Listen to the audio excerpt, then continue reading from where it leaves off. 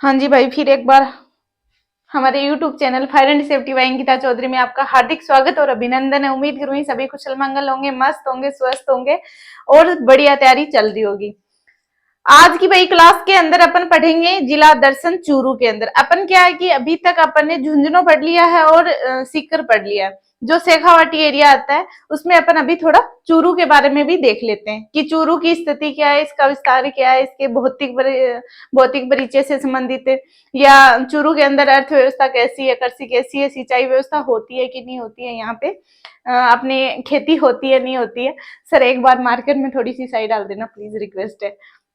उसके बाद में देखते हैं यहाँ में कौन कौन से जो मतलब प्रसिद्ध महल है अपने, जिनकी स्थापना किसने की, यानी जिसका निर्माण किसने करवाया, जो किसके लिए फेमस है। उसके बाद में अपन देख लेते हैं यहाँ पे बहुत ही धार्मिक स्थल बहुत ज्यादा है, यानी कि जैसे अपन आपने सुना ही होगा सालासर वाले बालाजी हैं, ददरेवा चूरू में गोगा मेडी है अपनी। इसके अलावा अपन देख लेते हैं इच्छापुर बालाजी है, बहुत सारे मंदिर, तिरुपति बालाजी हैं, काली माता का मंदिर है। इसके अलावा अपन ये देखते हैं प्रमुख व्यक्तित्व में, तो व्यक्तित्व के धनई जो अपने कन्हैया लाल जी हैं। इसके अलावा अपन देखते हैं भगत सिंह हैं, बहुत सारे खिलाड़ी हैं अपने, जो जैसे कृष्णा पूनिया है अपने, प्रिया पूनिया है, बहुत सारे खिलाड़ी हैं जो अपने ऐसा विस्तार देखेंगे। किसने जो अपने जैसे देवेंद्र झाझड़िया बहुत ही इंपॉर्टेंट व्यक्तित्व के धनी व्यक्ति हैं, जिन्होंने 2 बार गोल्ड और 1 बार सिल्वर भी जीता है। बहुत सारे जो अपने एटसेट्रा देखेंगे अपने। इसके अलावा अपन ये देख लेते हैं कि बच गया वो अपन विविध में देख लेंगे। मार्केट में साइड डाल दो प्लीज, है ना। ये हमारे सर हैं, ये बाद में आते हैं और वो बाद में आके जब तक क्लास होती है जब तक बैठे ही रहते हैं और वो हंसाते ही रहते हैं। कोई सर आ जाता है, कभी कोई सर आ जाता है। ये मतलब क्लास टाइम में अपन बोल तो सकते नहीं है, तो फिर कमेंट इनके हो जाते हैं, ये बात है। तो चलो आज अपन देख लेते हैं चूरू के बारे में। चूरू को बोलते हैं गेटवे ऑफ थार, यानी कि यहाँ जो जैसे शेखावाटी क्षेत्र है, शेखावाटी में चूरू, झुंझुनू, सीकर तीनों आ गए। लेकिन झुंझुनू हमारा जो RJ-18 वीरों की भूमि है, सैनिकों की भूमि है, जिसको कहते हैं शेखावाटी का सिरमौर जिला। उसके बाद में आ जाता है अपना जो चूरू है, चूरू को कहते हैं गेटवे ऑफ थार। इसके अलावा जंगल प्रदेश भी महाभारत के काल में बोला करते थे। इसके अलावा थली क्षेत्र भी बोल सकते हैं कि अपने जो बीकानेर से लेके चूरू का क्षेत्र है, यानी बीकानेर के देशनोक से लेके चूरू का सुजानगढ़ क्षेत्र आता है, उसको अपन थली भी कह सकते हैं। इसके अलावा यहाँ पे रिजर्व क्षेत्र भी आ जाते हैं, कोटसर और सावंतसर, और ये बहुत सारे जैसे सुजानगढ़ है, वहां पे बंदेजकारी के लिए प्रसिद्ध है। इसके अलावा लाख की चूड़ियों के लिए प्रसिद्ध है। ये सब अपन देख लेते हैं। जिला दर्शन,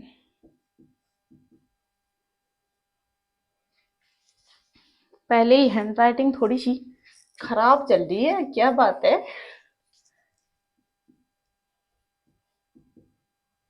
जिला दर्शन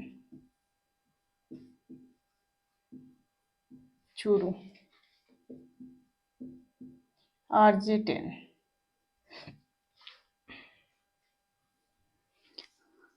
अपन देखेंगे चूरू जिला है जिसकी विस्तार के बारे में, जिसका भौगोलिक परिदृश्य है, सांस्कृतिक परिदृश्य है, प्रमुख व्यक्तित्व है, इन सब के बारे में अपन अभी देखेंगे और जानेंगे। इनको तो सर हटवा दिया करो ना।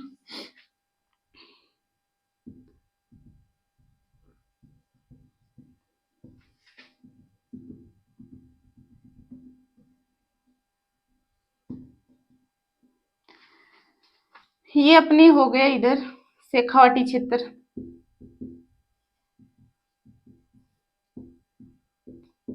शेखावाटी क्षेत्र जिसमें अपने सिक्कर हो गया, चूरू हो गया और अपने झुंझुनू हो गया। ठीक है, अपन ने सिक्कर के बारे में पढ़ लिया, झुंझुनू के बारे में पढ़ लिया। अपन अभी पढ़ने वाले हैं चूरू के बारे में।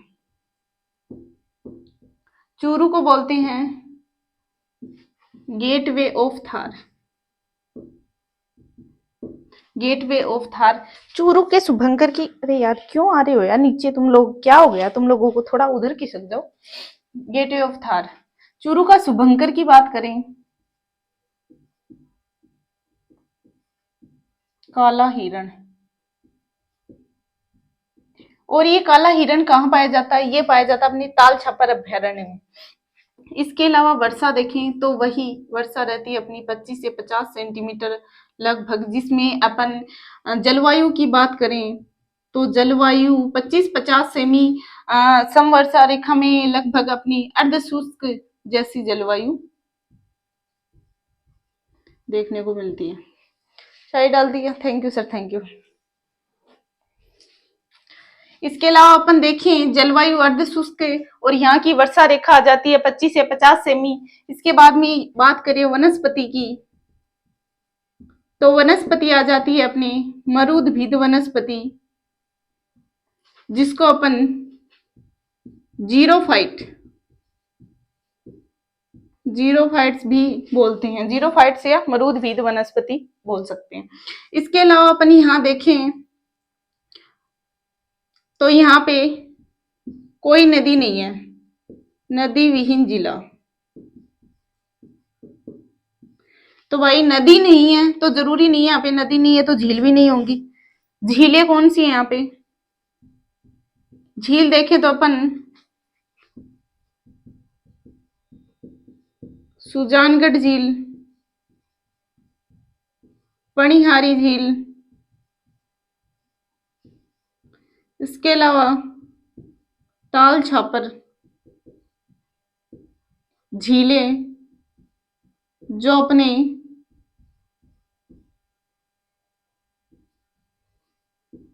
खारे पानी की झीलें हैं। इसके अलावा अपन यहाँ देखें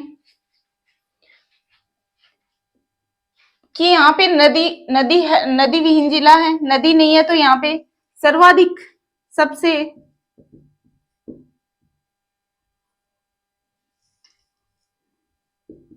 गर्म व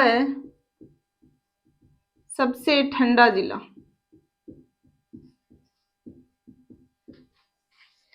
इसके बाद में देखें अपन कि राज्य में सर्वाधिक तापांतर वाला जिला, राज्य में सर्वाधिक तापांतर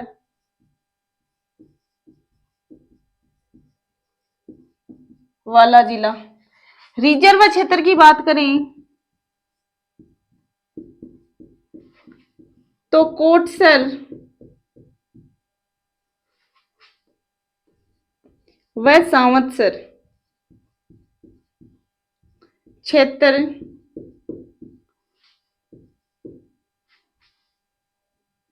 राज्य में सबसे बड़े रिजर्व क्षेत्र है। इसके अलावा अपन ने जैसे सीकर में भी बात करी थी एक मनसा माता रिजर्व क्षेत्र की।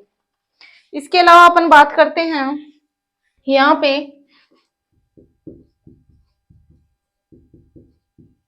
ताल छापर अभ्यारण्य है, जिसके अंदर काले हिरण देखने को मिलते हैं। इसके अलावा क्या रह जाता है यहाँ पे? शेखावाटी क्षेत्र आ गया, जिसके अंदर चूरू, गेटवे ऑफ थार, वर्षा हो गई, वनस्पति हो गई। वनस्पति अपनी मरुद्भिद यानी जीरोफाइट्स वनस्पति आ जाती है। उसके बाद में नदी विहीन जिला, जिसमें कोई भी नदी नहीं बहती है, लेकिन यहाँ पे झीलें हैं, सुजानगढ़ झील, पणिहारी झील, ताल छापर झील और अपने शुभंकर की बात आ जाती है तो काला हिरण। उसके बाद में सबसे गर्म व सबसे ठंडा जिला जो अपना चूरू आता है। इसके बाद में अपन देखें कि सर्वाधिक तापांतर वाला जिला। इसके बाद में अपन देखें कि यह क्षेत्र, इस क्षेत्र के अंदर रिजर्व क्षेत्र आते हैं, मतलब इस जिले के अंदर रिजर्व क्षेत्र जो कोटसर व सांवत्सर जो राज्य के सबसे बड़े रिजर्व क्षेत्र में शामिल है। इसके बाद में अपन देखें कि यहाँ पे एक ताल छापर अभ्यारण्य भी है, जिसमें काले हिरण देखने को मिलते हैं। इसके अलावा अपन देखें यहाँ पे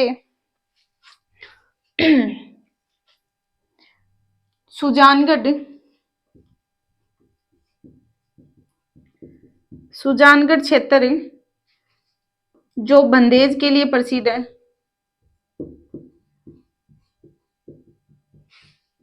बंदेज के लिए प्रसिद्ध है। इसके अलावा यहाँ पे लाख की चूड़ियों के लिए भी सुजानगढ़ प्रसिद्ध है। इसके अलावा अपन देखें कि यहाँ पे कौन सी परियोजना है तो अपन सिंचाई के लिए किस परियोजना, यहाँ पे कौन सी परियोजना है, या फिर यहाँ के मतलब पानी तो वैसे कम ही है यार, उधर हमारे तो नजदीक ही पड़ता है। तो सिंचाई के लिए प्रमुख योजनाओं में आ जाता है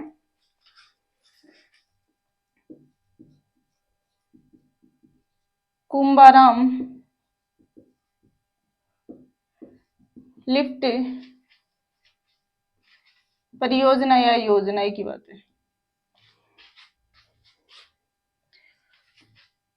जिसमें पेयजल के लिए, और सिंचाई तो यार क्या ही होती है, इतना पानी ही नहीं है उधर, सूखा ही सूखा है। तो इसी कुंभाराम लिफ्ट योजना से, योजना या परियोजना एक ही बात है ना, कुंभाराम लिफ्ट योजना से यहाँ पे आपनी योजना चलाई गई। आपनी योजना का मुख्य उद्देश्य था पेयजल, यानी घर घर पानी की सुविधा होना। जिसमें सहयोग जर्मनी का था। भाई थोड़ा सा साफ करवा दो सर, नीचे से गिल्ला गिल्ला हो रहा है। इसके बाद में देखिए कि इसी कुंभाराम लिफ्ट योजना के तहत यहाँ पे अपनी योजना, जिसका मतलब पेयजल के लिए ये योजना चलाई गई, जिसमें सहयोग जर्मनी का रहा। इसके अलावा यहाँ पे एक और दूसरी प्रोजेक्ट जलधारा योजना चलाई गई, जिसका मुख्य उद्देश्य भी पेयजल ही था, जो अपने सुजानगढ़ क्षेत्र में विशेष थी। इसमें सहयोग लक्ष्मी निवास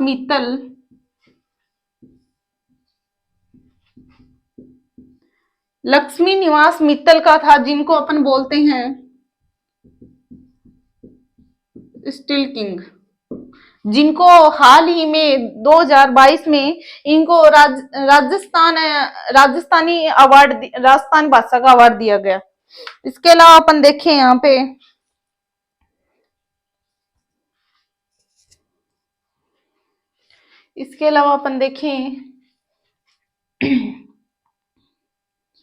कि महाभारत के समय, ये बात मैंने आपको बता दी बट लिखवा देती हूँ, कि महाभारत के समय या महाभारत के काल में इस प्रदेश को जांगल प्रदेश भी बोला जाता था।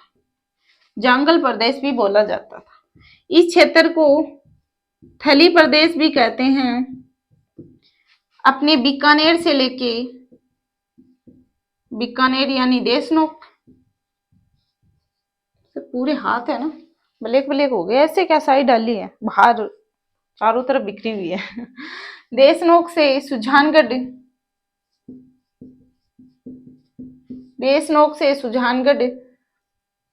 यानी कि चूरू क्षेत्र को थली प्रदेश भी कहते हैं। यहाँ की जो मिट्टी थी वो अपनी नॉर्मल रेतीली थी, मैंने यहाँ लिखवाया नहीं, ठीक है। इसके अलावा अपन देखते हैं अब चूरू का किला,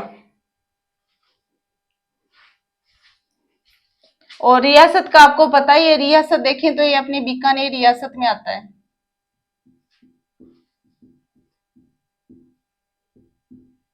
का हिस्सा था, अभी तो ये शेखावाटी क्षेत्र है, शेखावाटी प्रदेश। अभी अपन देखते हैं चूरू का किला, सुना ही होगा भाई, चांदी के गोले दागे गए थे यहां से, कोई छोटी बात थोड़ी है। चांदी के गोले दागना कोई छोटी बात थोड़ी है भाई।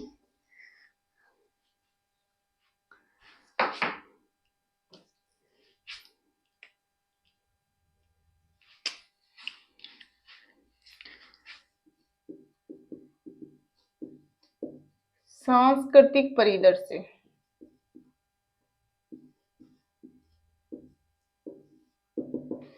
सांस्कृतिक परिदृश्य में देखते हैं अपन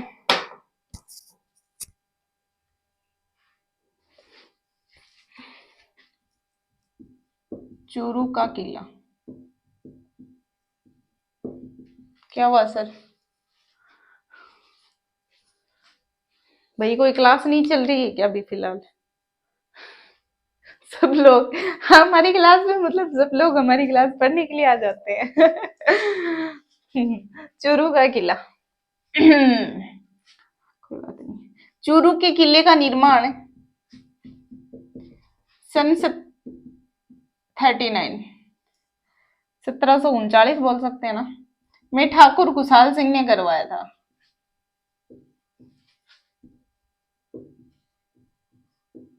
ठाकुर खुशहाल सिंह ने करवाया था। कहते हैं कि चूरू के किले से चांदी के गोले दागे गए। भाई ऐसी ऐसी कंडीशन कैसे आ गई? कहते हैं कि वहां पे मतलब खाने के लिए अनाज ही नहीं था भाई, अन्न ही नहीं था, तो गोले कहाँ से लेके आएंगे? तो वहां महल में उनके पास मतलब खूब सारी चांदी थी, तो उनको पिघला के उनके गोले बनाए गए, तो वो दागे गए। ये स्थिति आई थी उस टाइम पे। अपने शिव सिंह महाराजा हुआ करते थे चूरू के। शिव सिंह महाराजा के टाइम बीकानेर के राजा सूरत सिंह ने वहां पे आक्रमण कर दिया था। तो चूरू के किले में ऐसी कंडीशन आ गई थी, तो खाने के लाले पड़ गए। तो खाने के लाले पड़ गए तो भाई वहां पे फिर ये युद्ध के लिए ये सब हथियार वगैरह कहाँ से लाएंगे? तो वहां पे महल में जो चांदी थी उसको गलाया गया और उसके गोले बनाए गए, वो दागे गए। वो अपने शिव सिंह महाराज थे उस टाइम के काल की बातें हैं। और भाई एक दो बार पूछा भी गया ना एग्जाम में। उस टाइम पे राज किसका था? महाराजा वो था वहां का शिव सिंह। शिव सिंह के काल में बीकानेर नरेश सूरत सिंह ने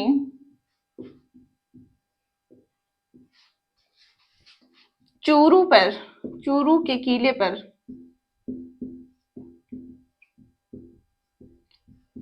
आक्रमण किया।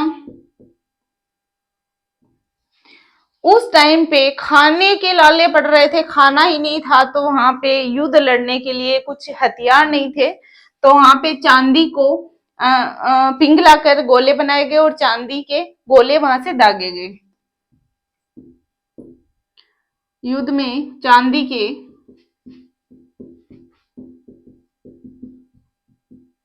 गोले दागे गए। उसके बाद में आ जाता अपने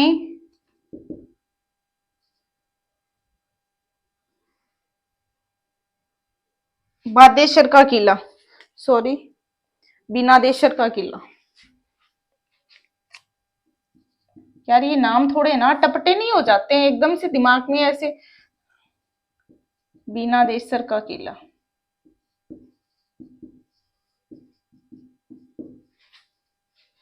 बीनादेश्वर का किला अपने चूरू में पड़ता है, चूरू के सुजानगढ़ में पड़ता है, जिसका निर्माण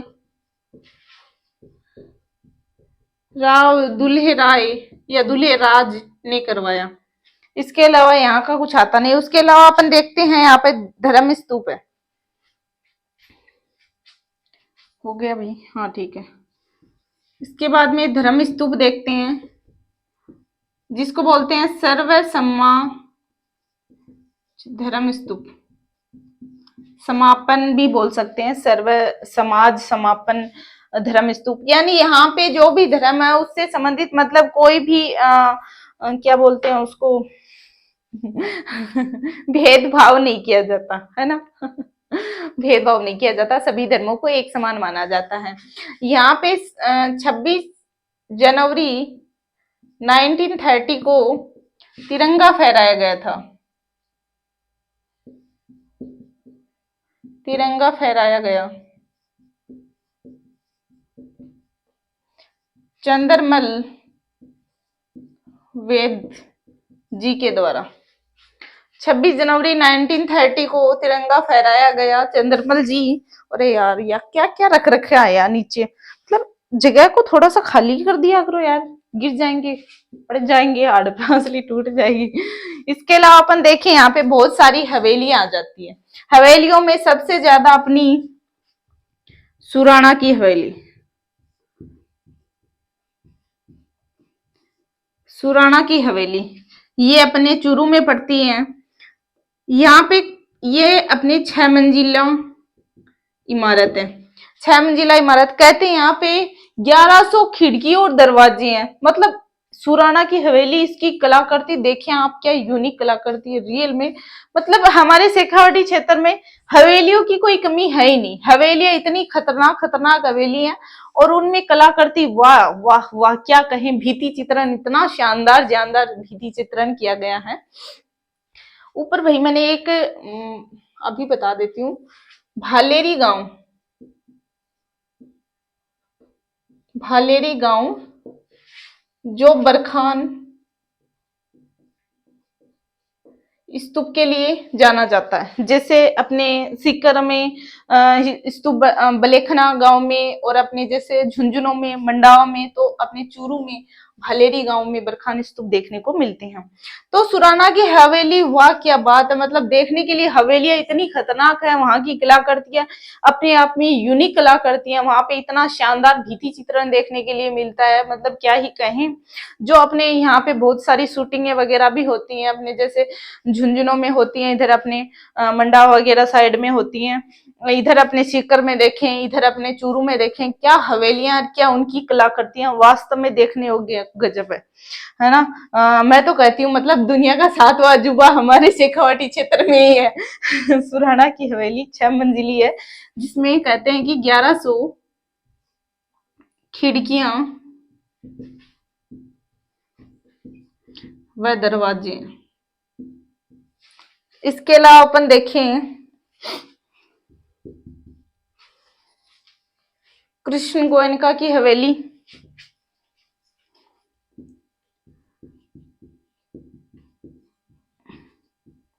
कृष्ण गोयनका की हवेली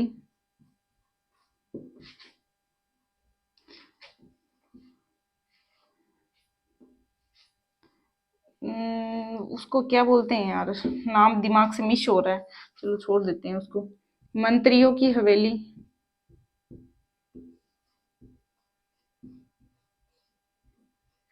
इसके अलावा छेमकारों की हवेली,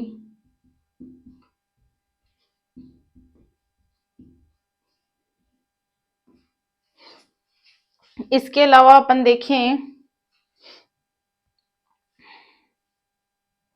ईटीसी, बहुत सारी और भी हवेलियां देखने को मिल जाएंगी। इसके अलावा अपन देखेंगे आगे, यानी कि इनमें आता है एक, हवेलियों में ही पढ़ते हैं अपन, माल जी का कमरा। हवेलियों में देखने को मिलता है वो भी अपने माल जी का कमरा। ये हो गया भाई शिव सिंह के काल में गोले दागे गए भालेरी गांव। ये थोड़ा सा मिस हो गया मेरे से, कहीं जहाँ पे बलखान स्तूप देखने को मिलते हैं अपने। भाई हम जीके के टीचर है नहीं, पर बनने की कोशिश कर रहे हैं। उसके बाद में अपन देखेंगे माल जी का कमरा, जिसका निर्माण सन 1920 में करवाया गया।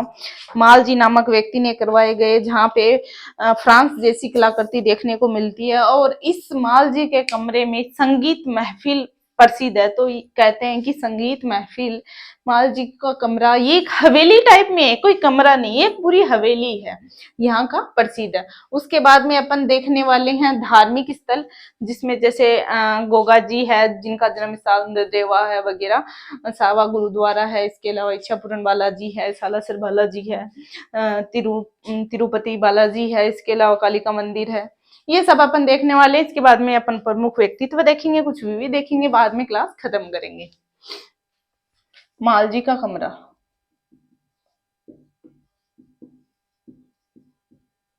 ये कोई कमरा नहीं भाई, ये एक हवेली है।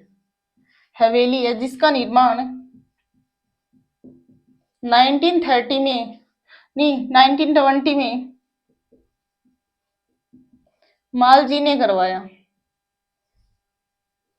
इतना ही लिखने की क्या ही जरूरत है, माल जी ने करवाया। इसके बाद में देखते हैं अपन कि यहाँ फ्रांस शैली देखने को मिलती है। यानी फ्रांस में जैसी महल जैसी हवेलियां देखने को मिलते हैं, वहां पे जैसी कलाकृतियां हैं, वहां अपने राजस्थान में शेखावाटी का एक प्रसिद्ध जिला चूरू आता है, वहां पे भी जो माल जी का कमरा है उसमें देखने को मिलती है, जो अपने आप में एक यूनिक कलाकृति है। इसके बाद में देखते हैं यहाँ पे संगीत महफिल। माल जी का कमरा है, यहाँ की संगीत महफिल बहुत ही ज्यादा प्रसिद्ध है। यहाँ की संगीत महफिल अपने आप में यूनिक है। इसके अलावा अपने देखें धार्मिक स्थल में, धार्मिक स्थल में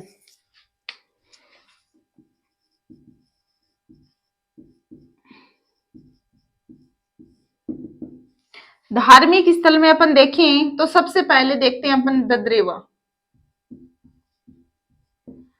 ददरेवा चूरू। ददरेवा चूरू में अपने जो गोगा जी है, जिनका जन्म स्थान अपनी ददरेवा चूरू से आता है। गोगा जी का जन्म स्थान, गोगा जी का जन्म स्थान अपने ददरेवा चूरू से आता है। कहते हैं कि गोगा जी की जो शीर्ष मेढ़ी है, सिर यहाँ पे पड़ा है, शीर्ष मेढ़ी। इसके अलावा शीश यहाँ पे पड़ा है, तो धड़ कहाँ पे, तो धड़ है, धड़ मेढ़ी या धूर मेढ़ी भी बोलते हैं इसको। ये अपने हनुमानगढ़ में देखने को मिलती है। ठीक है जी, फिर अपन बात करें कि गोगा जी का जन्म स्थान ददरेवा चूरू से यहाँ पे इनकी शीर्ष मेढ़ी है। इनके अलावा धड़ अपने हनुमानगढ़ में गिरा है, तो उनको धूर मेढ़ी भी बोलते हैं। गोगा जी का जो मंदिर है, यहाँ पे मेला भरता है गोगा नवमी को, जो भाद्रपद कृष्ण नवमी के दिन आता है। अपने आप में एक खतरनाक अच्छा बढ़िया मेला भरता है। कभी भाई उधर के हो तो जाना जरूर, अपने आप में अच्छा खतरनाक मेला भरता है। ददरेवा चूरू, जहाँ के गोगा जी हैं, जिनका जन्म स्थान, गोगा जी का जन्म स्थान ददरेवा चूरू है, जहाँ इनकी शीर्ष मेढ़ी है। इसके अलावा देखें अपन धूर मेढ़ी हनुमानगढ़ में है। इसके अलावा अपन देखें साहवा गुरुद्वारा। साहवा गुरुद्वारा, यहाँ पे जो अपने गुरु नानक जी हैं, गुरु नानक जी हैं, वह गुरु गोविंद सिंह जी का आगमन स्मृति पर साहवा गुरुद्वारा का निर्माण किया गया। गुरु नानक जी व गुरु गोविंद सिंह जी के आगमन स्मृति पर। इसके अलावा अपन देखें यहाँ पर डूंगर वाले बालाजी। डूंगर वाले बालाजी, अब भाई हमारे इस साइड तो मतलब भगवान जी हैं, वो काफी ऊपर जाके बैठते हैं। बात ही करें अपन अपने जयपुर की, तो यहाँ पे अपने सामोद में अपने वीर हनुमान जी का मंदिर है। तो भगवान इतनी हाइट पे बैठे हैं, जहाँ अपनी 1100 सीढ़ियां हैं। भाई हम भी जाते हैं, बहुत बार गए हैं, बहुत बार नहीं बहुत ही बार गए हैं भाई। वहां जाते जाते भगवान भगवान भगवान करते करते मतलब 1100 सीढ़ियां चढ़ने के बाद में वहां तक पहुंचते हैं। तो हमारे प्रिय भगवान जी हैं। हम तो वैसे भी बालाजी के भक्त हैं, हमारे तो पूर्वज ही बालाजी को ही मानते हैं। तो बालाजी के नाम से हम तो 1000 क्या 1100 क्या 11 लाख सीढ़ियां भी चले जाते। तो भगवान जी हमारे ऊपर विराजमान रहते हैं। डूंगर वाले बालाजी यानी कि इनका मंदिर अपने डूंगरवास चूरू में है। इसके अलावा अपन देखें कि सालासर बालाजी। सालासर बालाजी, भाई सालासर बालाजी कोई गया हुआ है क्या? मैं भी गई हूँ 2-4 बार। अपने आप में यूनिक है। वहां पे हनुमान जी जो दाढ़ी मूछ वाले बालाजी हैं, उनकी पूजा होती है। इसके अलावा अपन देखेंगे सालासर बालाजी आसोटा गांव में मंदिर है। अभी फिलहाल इनको सालासर गांव हो गया है, आसोटा गांव में। तो यहाँ भगवान जी की दाढ़ी मूछ वाले भगवान जी बालाजी हैं, उनकी पूजा होती है। ये देखते हैं अपन आसोटा चूरू।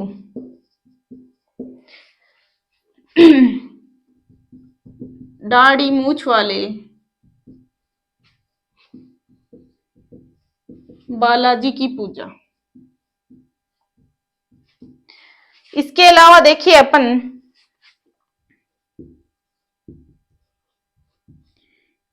इच्छा पूर्ण बालाजी। इच्छा पूर्ण बालाजी की बात करें अपन तो इच्छा पूर्ण बालाजी आ जाते हैं अपने सरदार शहर चूरू के अंदर, जहां पे अपनी कुसुम योजना के तहत जहां पे कुसुम योजना के तहत सेकंड जो अपनी वो कौन सी योजना है उसका नाम मिस हो गया मेरे से, सेकंड योजना थी ना वो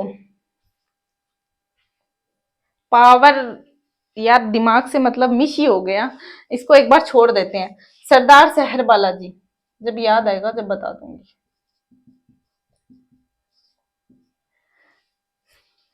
सेकंड हाँ जी याद आ गया।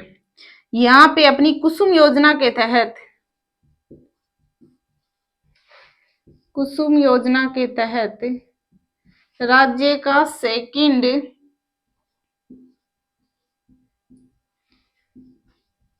पावर प्लांट सेट किया गया, पावर प्लांट सेट किया गया।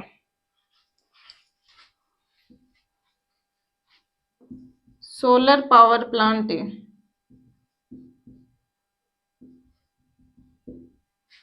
सेट किया गया।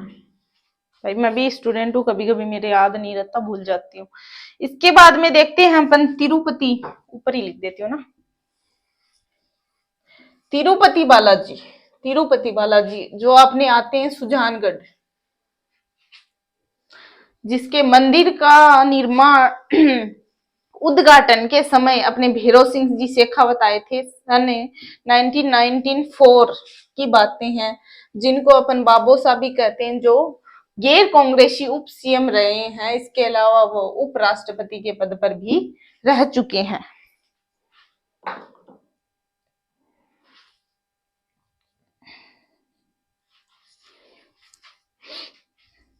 तिरुपति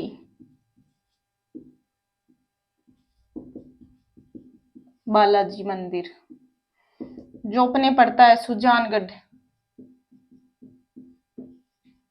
चूरू में, इसमें दक्षिण शैली देखने को मिलती है। इस मंदिर की शैली दक्षिण शैली देखने को मिलती है। इसके अलावा इनका उद्घाटन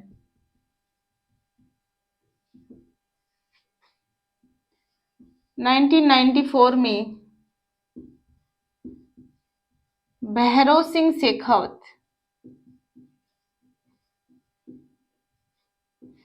जी ने किया है, जिसको बोलते हैं अपन बाबोसा,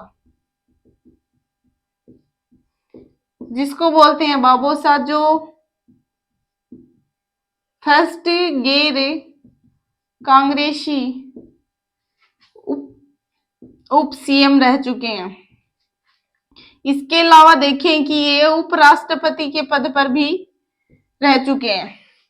इसके अलावा अपन देखें काली माता मंदिर या कालिका मंदिर या काली माता मंदिर, जिनका मंदिर भी अपनी चूरू में देखने को मिलता है। इसके बाद में अपन बात करते हैं प्रमुख व्यक्तित्व,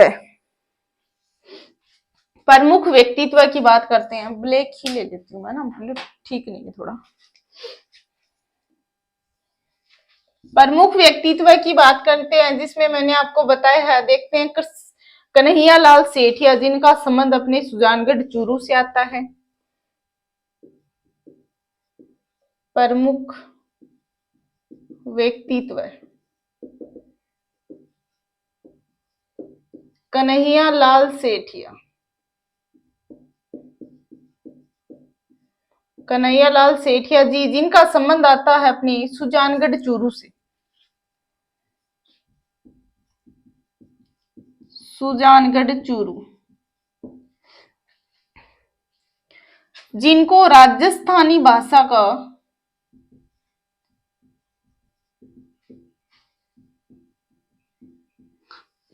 भीषम पितामह भीष्म पितामह कहा जाता है। कन्हैया लाल जी सेठिया को राजस्थानी भाषा का भीष्म पितामह कहा जाता है, जिनका संबंध सुजानगढ़ चूरू से, जिनकी प्रमुख रचनाएं हैं जैसे धोरारी धरती धोरारी। इसके अलावा देखें अपन पीथल पाथल, इसके अलावा देखें लीलटास, इसके अलावा आती है एक बिंदनी, दो बिंदनी, एक बिंदनी दो बीन, या दो बिंदनी एक बीन, एक बिंदनी दो बीन। इसके अलावा अपन देखें इनकी रचनाएं आती हैं जिनको सन 2004 में पद्म श्री अवार्ड से सम्मानित किया गया। इसके अलावा अपन देखें देवेंद्र झाझड़िया,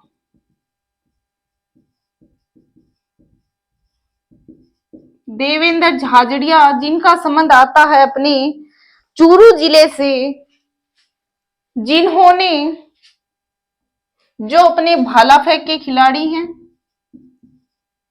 भाला फेंक के खिलाड़ी हैं, और इनका खेल है पैरा ओलंपिक, यानी कि ये दिव्यांग है। पैरा ओलंपिक यानी कि ये दिव्यांग है।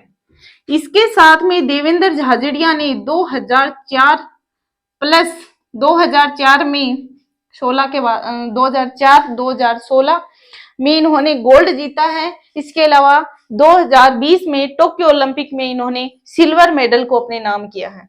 2004 में एथेंस पैरा ओलंपिक में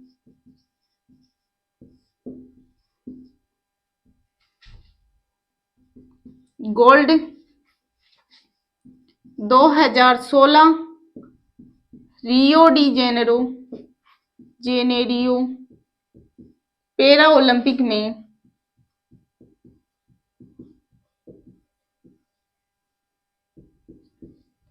गोल्ड मेडल को अपने नाम किया है। इसके अलावा टोक्यो ओलंपिक,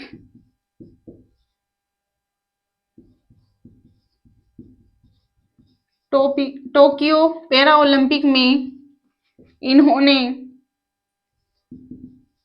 सिल्वर मेडल को अपने नाम किया।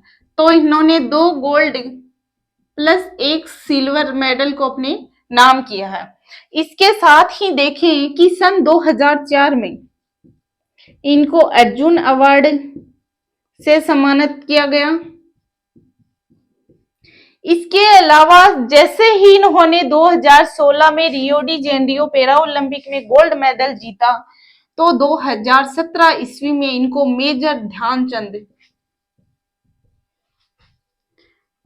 अवार्ड से सम्मानित किया गया, जिसका पहले नाम राजीव गांधी अवार्ड था, जिसका उसके बाद में जिसको मेजर ध्यानचंद अवार्ड बोला गया। इसके अलावा देखें अपन 2012 में इनको पद्म श्री अवार्ड से सम्मानित किया गया। इसके अलावा 2022 में इनको पद्म भूषण अवार्ड दिया गया।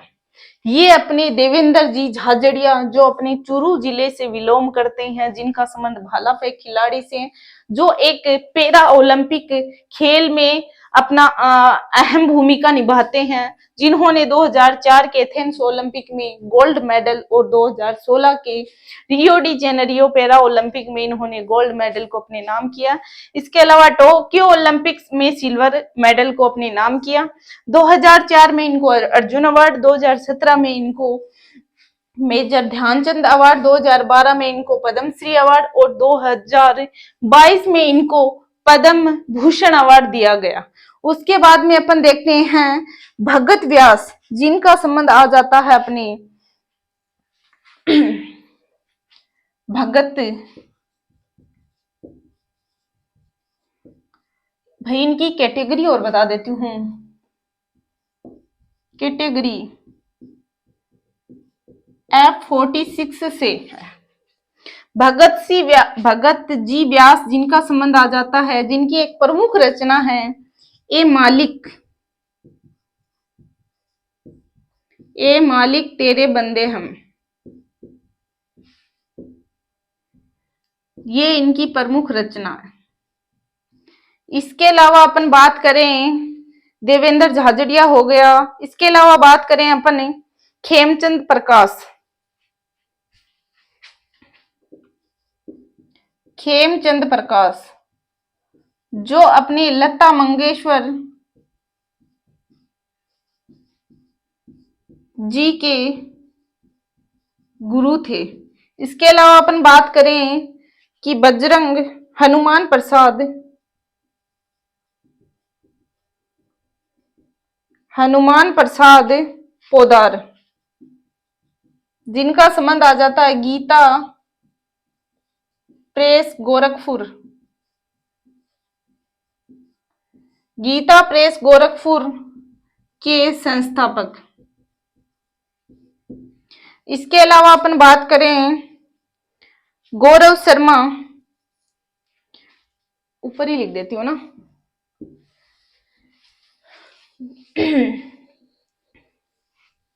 देवेंद्र झाझड़िया, भक्त व्यास, खेमचंद प्रकाश जो लता मंगेशकर जी के गुरु हैं, हनुमान प्रसाद पोदार जिनका संबंध गीता प्रेस गोरखपुर से आ जाता है, इनके संस्थापक हैं। इसके अलावा बात करें गौरव शर्मा की अपन जो पर्वतारोही हैं।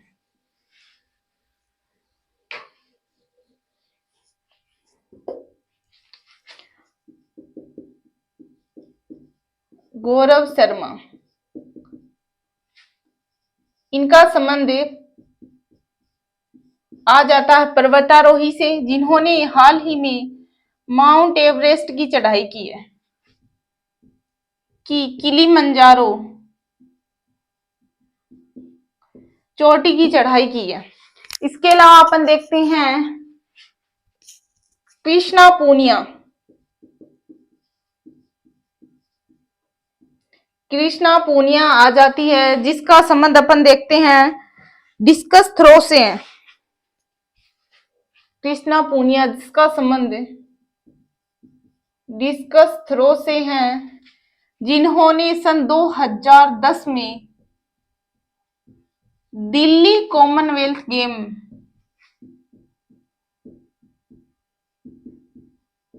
गेम्स में गोल्ड मेडल अपने नाम किया था।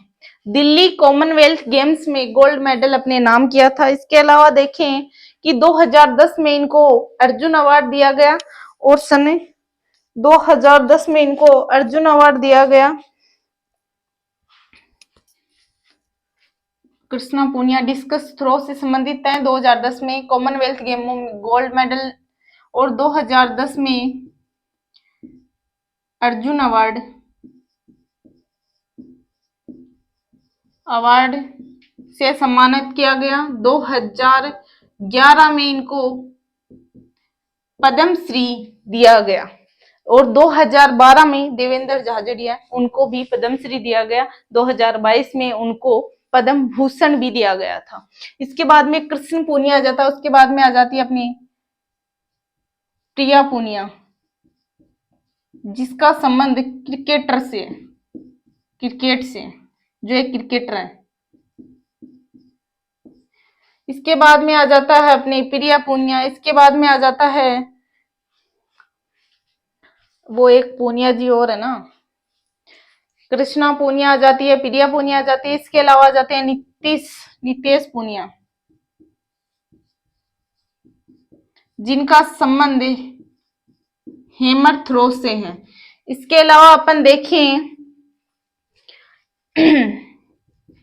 पवन जांगेड़ जिसको बोलते हैं चंदन का चितेरा। इसके अलावा आ जाता है एक वीरेंद्र जांगीड़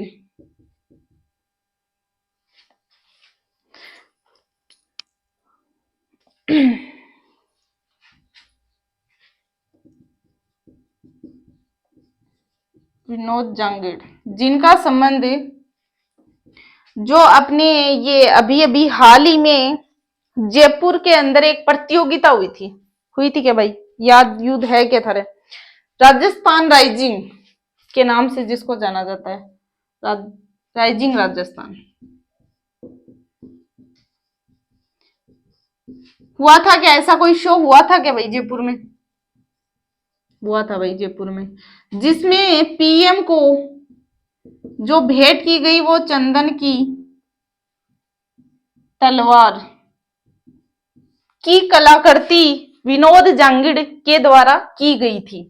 इसके अलावा अपन देखें इसके अलावा अपन देखें कि पखवाज के जादूगर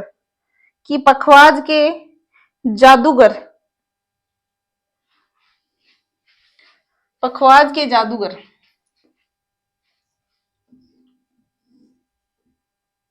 क्या नाम आता है उनका? भवानी शंकर। भवानी शंकर जी को पखावाज के जादूगर के नाम से जाना जाता है। इसके अलावा अपन देखें लक्ष्मी निवास मित्तल,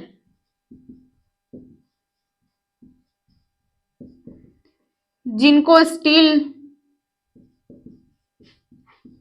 किंग के नाम से भी जानते हैं, जिनका संबंध अपने चूरू सुजानगढ़ से आता है, जिनको अभी हाल ही में राजस्थान अवार्ड से सम्मानित किया गया। इसके अलावा अपन देखें यहाँ पे कर्नल किशन सिंह,